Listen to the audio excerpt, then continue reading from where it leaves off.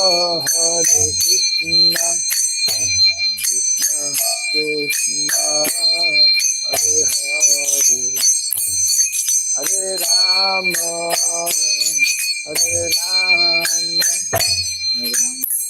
Rama Rama, Hare Hare, Hare Krishna, Hare Krishna, Krishna Krishna, Hare Hare, Hare Rama, Hare Rama, Rama Rama, Hare Hare Krishna, Hare Krishna, Krishna Krishna, Hare Hare, Hare Rama, Hare Rama, Rama Rama, Hare Hare, Hare Krishna, Hare Krishna, Krishna Krishna, Hare Hare, Hare Rama, Hare Rama, Rama Rama, Hare Hare, Hare Krishna, Hare Krishna, Krishna Krishna, Hare Hare, Hare Rama, Hare Rama, Rama Rama, Hare Hare, Hare Krishna, Hare Krishna, Krishna Krishna, Hare Hare, Hare Rama, Hare Rama, Rama Rama, Hare Hare, Hare Krishna, Hare Krishna, Krishna Krishna, Hare Hare, Hare Rama, Hare Rama, Rama Rama, Hare Hare, Hare Krishna, Hare Krishna, Krishna Krishna, Hare Rama, Hare Rama, Rama Rama, Hare Hare, Hare Krishna, Hare Krishna, Krishna Krishna, Hare Hare, Hare Rama, Hare Rama, Rama Rama, Hare Hare, Hare Krishna, Hare Krishna, Krishna Krishna, Hare Hare, Hare Rama, Hare Rama, Rama Rama,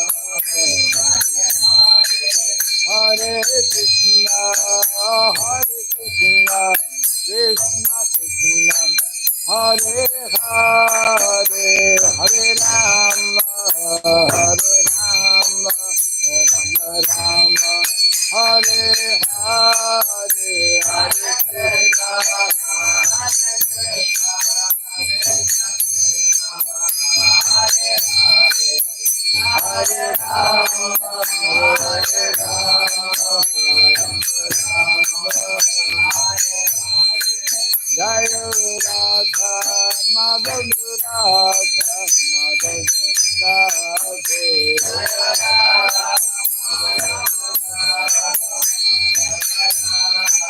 Jaya Radha Jaya Radha Madhav, Radha Madhav, Radhe,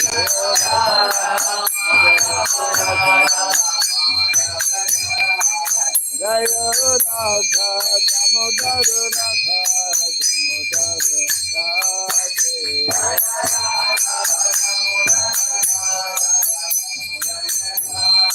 Jaya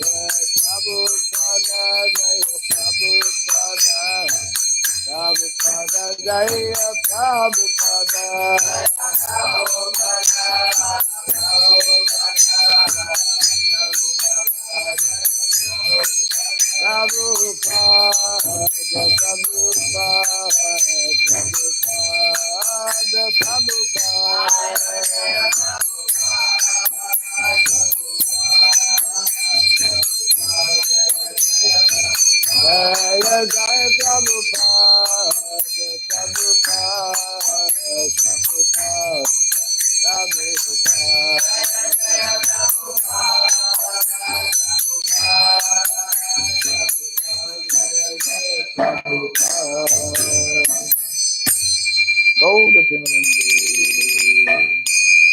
Dang Vishnupada Paramahamsa Tri Vrajakacharya Stotra Satta Sri Samadhi's Divine Grace Srila Charanarvinda Bhaktivedanta Swami Srila Prabhupada Ki Ananta Koti Vaishnava Vrinda Ki ISKCON BBT Founder Acharya's Divine Grace Srila Prabhupada Ki Namacharya Srila Haridas Thakur Ki Samavata Bhakta Vrinda Ki Harinama Sankirtan Ki Grantaraj Srimad Bhagavatam Ki Jainitai Gauru Pimanante. All glories to the assembled devotees, all glories to the assembled devotees, all glories to the assembled devotees. All glories to Sri Guru, to Sri Gauranga, all glories to Sri Prabhupada.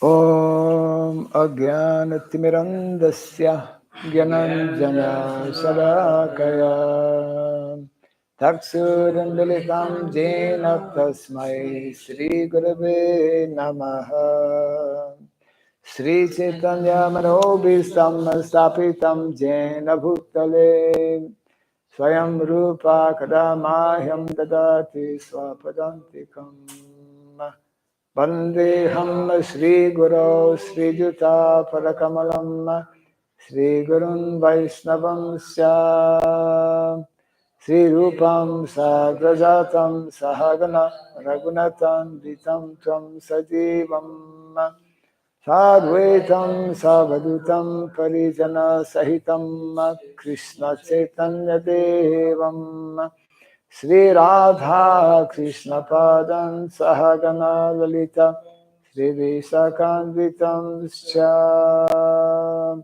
Hey Krishna Karuna Sindhu Dinabandhu Jagatpate Gopisha Gopika Kanta Radha Kanta Namostute Taptakan Sanagorangi Radhe Vrindavaneshwari Vrishabhanusuti Devi Pranamami Hare Priye Vansakalpa Tarubhyasya Kripa Sindhubhyaiva Cha Patitanam Pavanebhyo Vaishnavebhyo Namo Namaha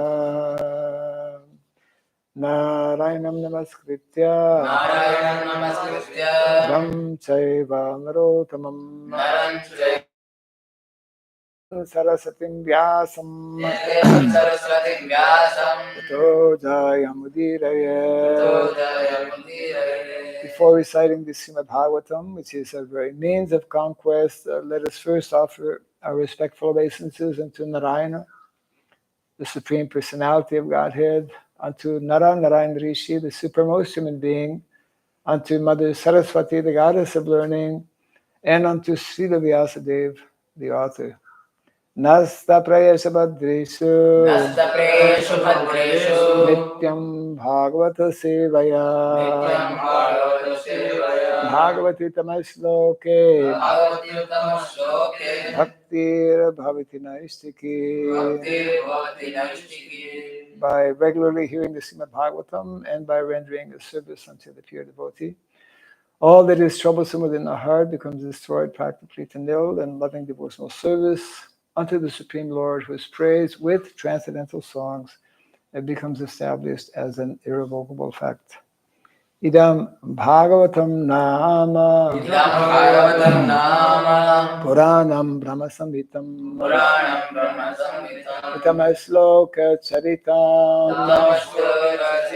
Chakara Bhagavan Rishi Nishreyasaya Lokasya Dhanyam Svasyaya Namaha. This Srimad Bhagavatam, known as the Grantaraj, the king of all Vedic literatures, is the literary incarnation of God. It is compiled by the incarnation of God, the Srila Vyasadeva. It is meant for the ultimate good of all people. It is all successful, all blissful, and all perfect. Sri Krishna Chaitanya, Prabhu Nityananda, Sri Advaita Gadadhar, Sri Vasadi Gaura Bhakta Vrinda, Hare Krishna, Hare Krishna, Krishna Krishna, Hare Hare, Hare Rama, Hare Rama, Rama Rama, Hare Hare, Om Namo Bhagavate Vasudevaya, Om Namo Bhagavate Vasudevaya, Om Namo Bhagavate Vasudevaya, Om Surabhyaya Namaha, Om Surabhyaya Namaha, Om Surabhyaya Namaha, Mukham karoti vachalam pangum langayate girim Yat kripa tamaham bande Sri Gurum Dinataranam, Yat kripa tamaham bande Sri Gurum Dinataranam. Hare Krishna. Welcome to Bhagavatam class. We are continuing in the 11th canto, chapter 18, entitled this description of Varnasrama Dharma.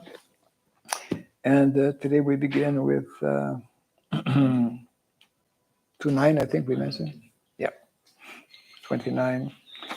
So yesterday actually we had a verse describing the Paramahamsa stage of life, and which is Uttamadhikari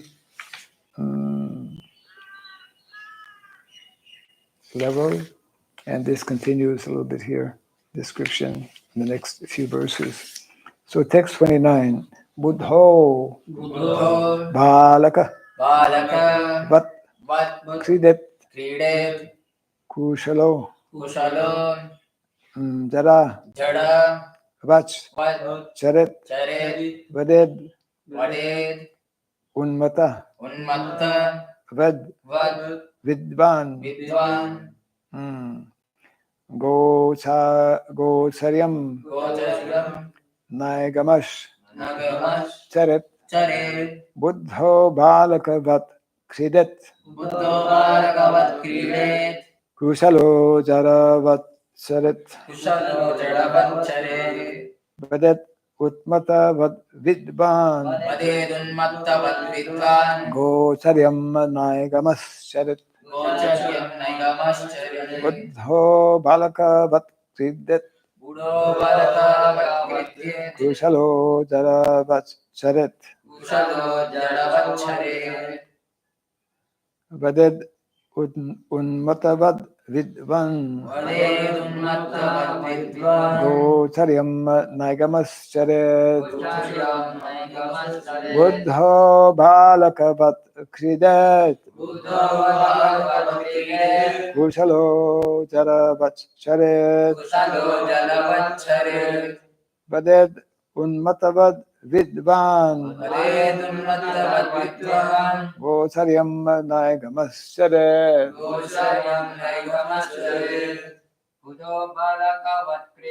Buddho Balakavat Kridet Kushalo Jaravat Charet Vadet Unmatavat Vidvan Gocharyam Naigamas Charet Buddho Balakavat Kridet Kushalo Jaravat Charet Vadet Unmatavat Vidvan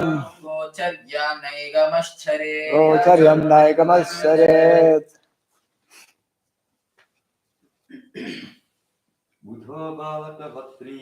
Budho balakavat kridet. Kushalo jadavat charet. Vadet udmatavat vidvan. Gocharyam naigamas charet. Buddha, although intelligent, balakavat, like a child, oblivious to honor and dishonor. Oblivious to honor and dishonor. Kridet, he should enjoy life. Kushalaha, although expert. Darabat, like a stunted person. Charet, he should act. Vadet, he should speak. Unmatavat, like an insane person. Vidvan, although most learned. Gocharyam, unrestricted behavior. Nayagamaha, although expert in Vedic injunctions. Charet, he should perform. Translation and purport by His Divine Grace, A.C. Bhaktivedanta Swami Srila Prabhupada Ki. Although most wise, the Paramahamsa should enjoy life like a child, oblivious to honor and dishonor. Although most expert, he should behave like a stunted, incompetent person. Although most learned, he should speak like an insane person. And although a scholar learned in Vedic regulations, he should behave in an unrestricted manner. Kind of repeat after me. Although most wise, the Paramahamsa should enjoy life like a child, oblivious to honor and dishonor. Although most expert,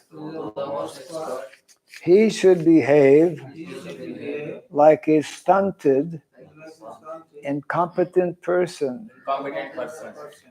Although most learned, he should speak like an insane person. And although a scholar learned in Vedic regulations, he should behave in an unrestricted manner. Interesting verse. Purport. A Paramahamsa sannyasi, fearing that his mind may be deviated by the tremendous prestige that people sometimes offer to a perfectly self-realized person, conceals his position as described in this verse. A self-realized person does not try to please the mass of people, nor does he desire social prestige, since the mission of his life is to remain detached from the material world and to always please the Supreme Personality of Godhead. Although neglecting ordinary rules and regulations, a Paramahamsa does not ever become sinful or immoral, but rather neglects ritualistic aspects of religious custom, such as dressing in a particular way,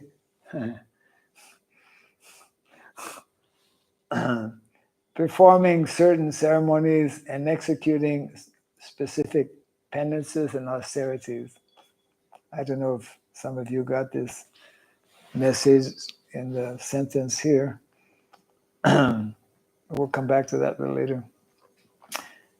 Second paragraph and last paragraph of this purport. The pure devotees of the Lord who have dedicated their lives to propagating the Lord's holy name must very expertly present Krishna consciousness in a way pleasing to the mass of people so that they will accept it. Those who are preaching should try to make Lord Krishna popular without trying to advance their personal prestige in the name of missionary progress. Paramahamsa not engaged in distributing Krishna consciousness, however, should have no attachment whatsoever to public opinion. I am reading the text again, which is a very interesting text. Although most wise, the Paramahamsa should enjoy life like a child. Although oblivious to honor and dishonor.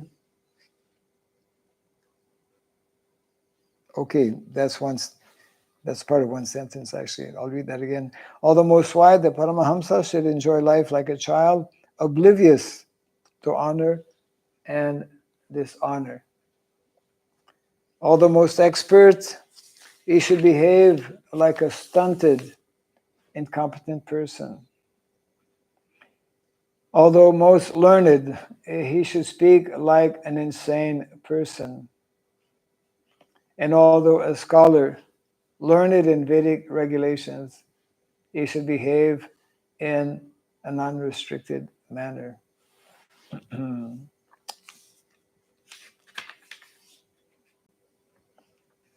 So,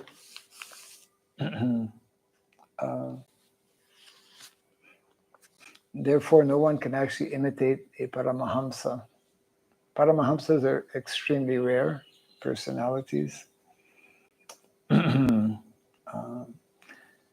We observe Paramahamsas, especially in the Leela or pastimes of Lord Chaitanya Mahaprabhu. He was surrounded by so many extremely exalted and self-realized personalities. In particular, two such personalities come to mind for whom there are various leelas demonstrating their most unusual nature. I'm referring to, of course, to the obvious personalities of Nityananda Prabhu, who is described as Avadut, and also Sri Advaita Acharya. They were, of course, highly respected by general society, by the Society of Devotees also. So here the text mentions how a Paramahamsa, because he's completely situated on the transcendental platform, although he is the wisest of all personalities, he often, not often, by nature we could say, he behaves like a child. Childlike. Prabhupada demonstrated that also, his childlike personality. Very simple and very innocent. Prabhupada one time, suggested to his disciples in the context of remaining in America, because actually when Prabhupada went to America, he had lost interest in preaching in India. He didn't want to come back to India at some point.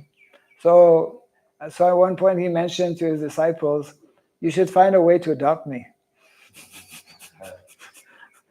He's the grandfather, right? You can maybe inquire to see if it's possible to adopt me. And Prabhupada was, it's like children. Children, they don't realize the problems of life, right? They are like jolly generally. I mean, if they're brought up in a decent family with responsible parents, they are by nature happy, you know. And that was the mood actually in the early days also. Even we see that. I was visiting Australia a few years back, meeting with Mukunda Maharaj. Mukunda Maharaj, one of the very early disciples who found, actually, he's the one who got the first ISKCON temples in New York, 26 Second Avenue. And in those days, that was the mood and the mentality that, a Krishna consciousness, the life of a devotee, the life of Krishna consciousness is meant to be a joyful life. And I remember after meeting him briefly in Australia at the Govardhan Eco Village, as we were leaving, and he said, something like, have fun, have fun practicing Krishna consciousness, have fun preaching Krishna consciousness, because the life of a devotee is meant to be a happy life. Susukam kartam avyayam. Prabhupada explains that the sign of a devotee is that he's happy, because he doesn't allow his mind to become taxed by all of the problems that are there actually in the material world, because he has developed a transcendental vision, transcendental understanding. And he is less concerned about, concerned about the public, but he's not concerned about the public opinion. Prabhupada, in one lecture in that series to Nectar Devotion, he mentions that we preach not to please the public.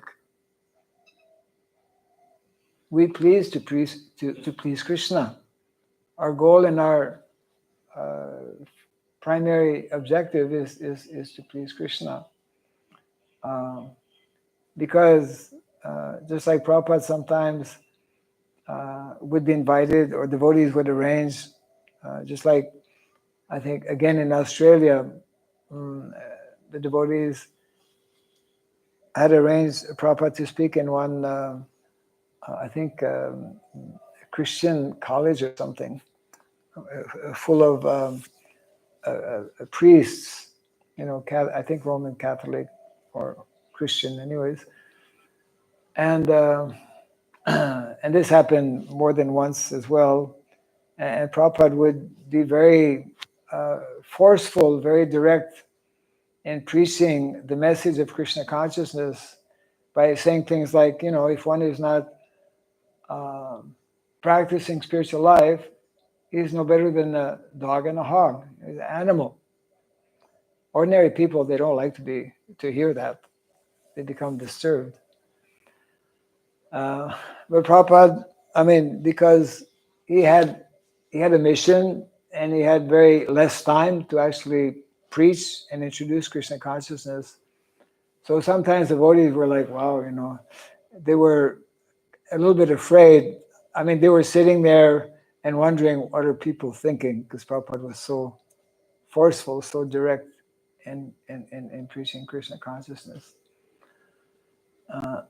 Again, this is, Prabhupada actually one time also explained this point, that I can call practically anyone because I'm older. Prabhupada would say, because I'm older, I can call people rascals, and generally they won't mind. He's an old man, Some people will think like that. Instance was there, Prabhupada pulled up. He was preaching to a devotee, pulled up his shirt and he started shaking him. Unknown person. Well, I heard this example of, again, not to be imitated. I heard that of I never heard of the Prabhupada directly. I heard of Bhakti Siddhanta Saraswati Thakur. Bhakti Siddhanta Saraswati Thakur, I mean, he on the level of Paramahamsa. And people would be afraid to just be close to him. And one time he actually did that. He took somebody by the collar, practically speaking, and kind of like shook him up, to try and, because generally people are nidra, right? They're sleeping on the lap of Maya. They're totally unconscious of what life is all about and how serious. I mean, a small clot in the artery, and we're finished. At any moment, we can leave this body, but we don't. We don't. Especially ordinary people never think about it.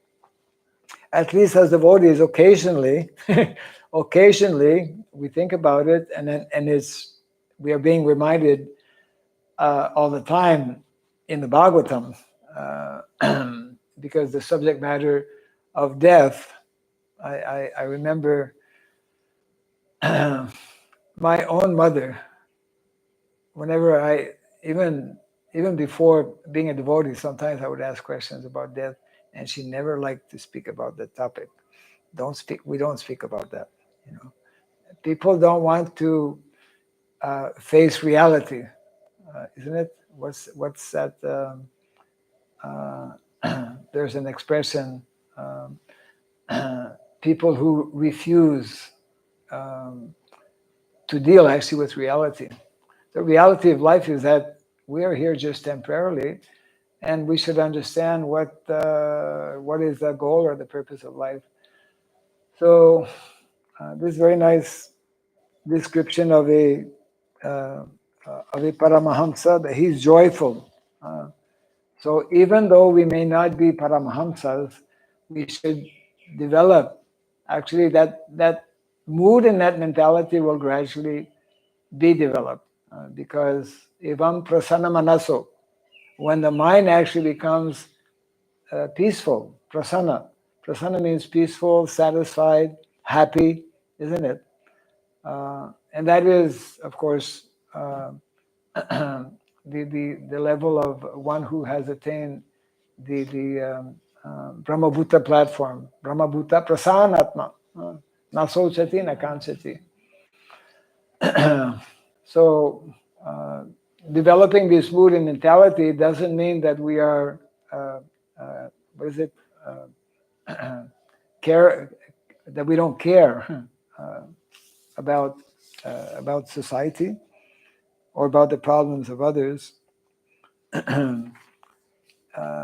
Very interesting how it mentions how he should speak like an insane person. We have to understand that in the proper way. I mean, sometimes such personalities will speak in incoherent ways, but when we are, or they will dress in very unusual ways. Of course, Prabhupada expected that we as devotees, because we are dealing with the public. I mean, if you're in the forest, you can dress as you like, or you cannot even not dress, right? We heard about the sannyasis.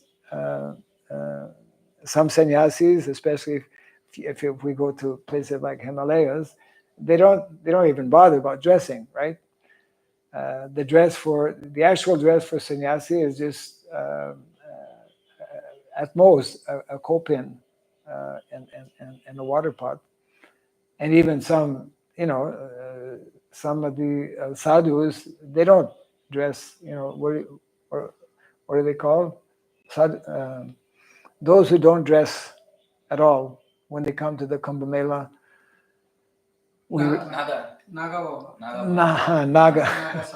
Naga sadhus, right? I mean, they're totally off the body platform. They just don't bother, right? But for preaching purposes,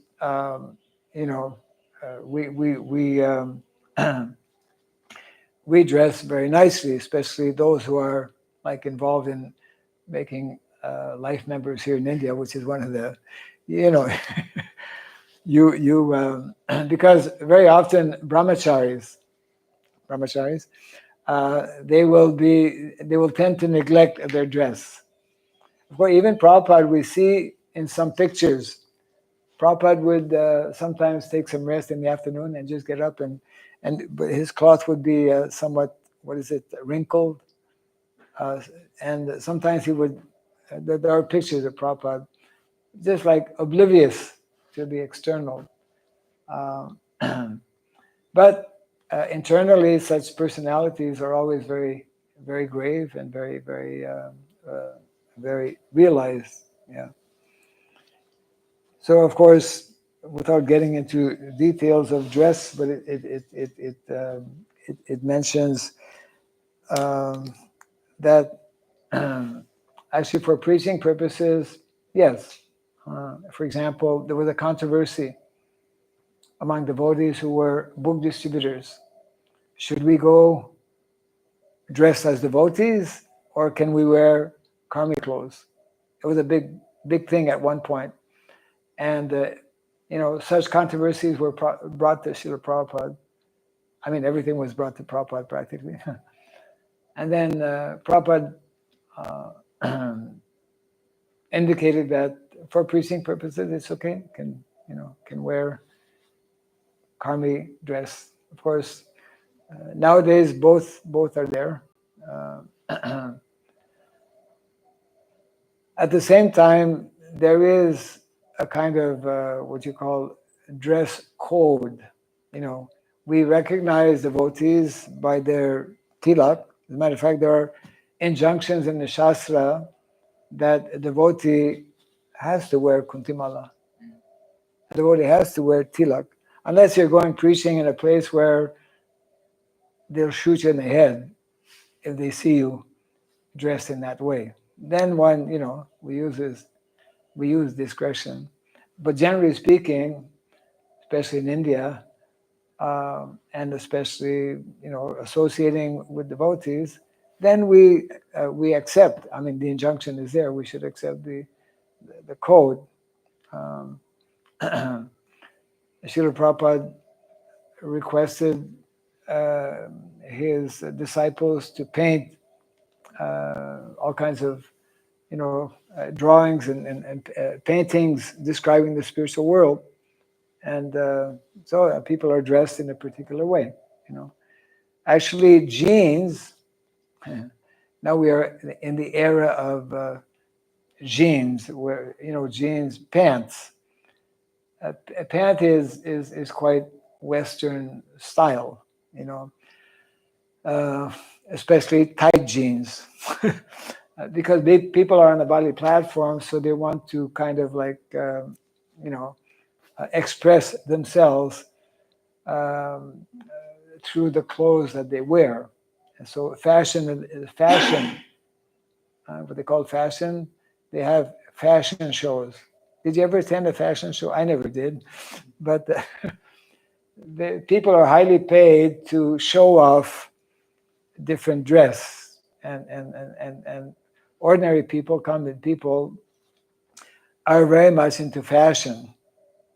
Changing their dress style, changing their hairstyle. We have one common hairstyle. That is part of simple living. We wear the same dress. Color may change a little bit.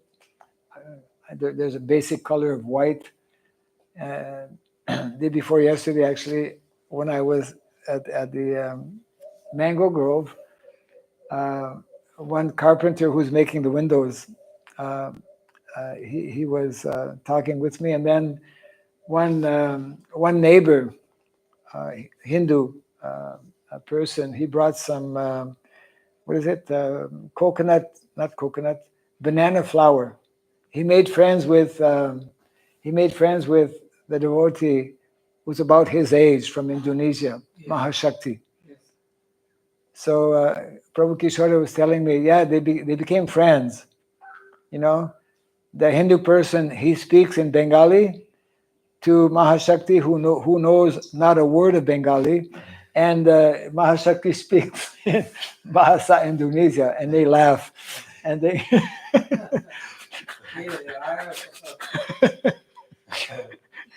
And they became friends. So he was bringing him some banana flowers, for making sabji and whatnot. So, anyways, this person who's a carpenter was telling, because I had never met this person, and he happened to say the word Maharaj, and he said, "Who's Maharaj?" Oh, he's Maharaj, okay. Anyways, people are very simple, people from a village, and I forget the point I wanted to make. But talking about dress color. About dress, yeah. No, he was making another point. The idea is that there is a particular when we're dealing with a particular audience, especially amongst devotees, and it's part of the message that we want to get across also, that to be neat and clean. Of course, in the context of Paramahamsa, that is sometimes relaxed or not there. Of course, Prabhupada was always neat and clean, although maybe his dress was not always pressed. Yeah.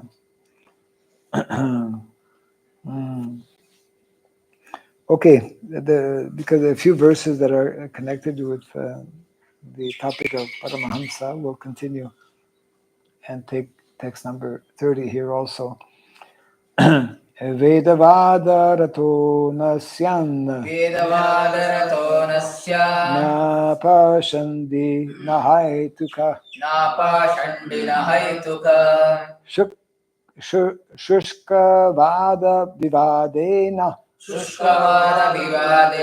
kanchit paksham samashrayat.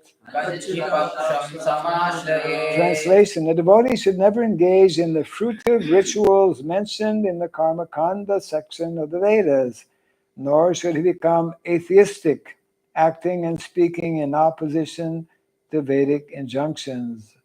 Similarly, he should never speak like a mere logician or skeptic, or take any side whatsoever in useless arguments. Purport: although a Paramahamsa devotee conceals his exalted position, certain activities are forbidden even for one trying to conceal himself. Srila Vishwanath Chakravarti Thakur explains that in the name of concealment, one should not become a ghost. The word Pashanda refers to atheistic philosophies opposing the Vedas, such as Buddhism, and Haituka refers to those who accept only that which can be demonstrated by mundane logic or experimentation. Since the whole purpose of the Vedas is to understand that which is beyond material experience, a skeptic's so-called logic is irrelevant to spiritual progress. Srila Jiva Goswami warns us in this regard that a devotee should not read atheistic literature, even with the purpose of refining arguments against atheism. Such literature should be entirely avoided. The above-mentioned prohibited activities are so detrimental to the advancement of Krishna consciousness that they should not be adopted even as a superficial show. Yeah.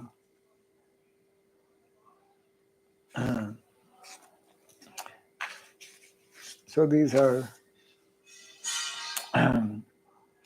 injunctions given regarding Paramahamsas. And of course, Lord Chaitanya Mahaprabhu, what is that injunction? Mayavadi Vasya na Shunibe. Mayavadi Vasya Sunile Hai Sarvanash. Huh? Mayavadi Vasya Sunile Hai Sarvanash. Ahoy Sarvanas, yes. Everything will become nash. Everything will become destroyed by hearing Mayavad philosophy, which is very similar to atheistic philosophy.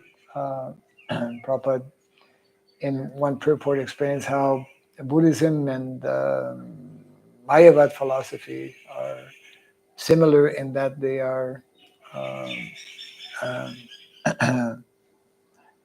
they are offensive actually to the philosophy of Vaishnava philosophy, because in Mayavad philosophy, basically denies the personal features of Godhead, or regards God to be a dumb and what is it? Dumb and one who cannot speak and one who cannot see, dumb and blind. Yeah,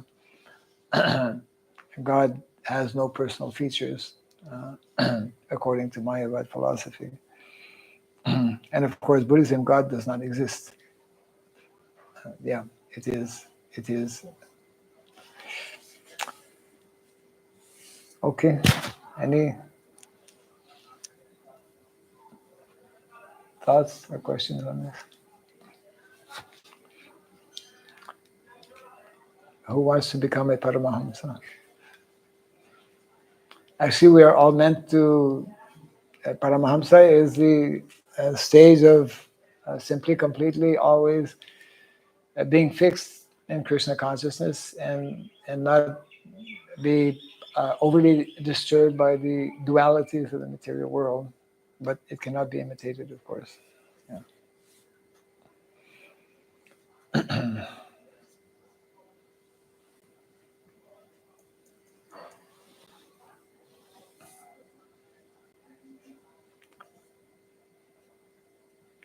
So we can close here for today. Jai Grantaraj Med Bhagavatam ki, Jai Shri Prabhupada ki, Gaura Pimanandi.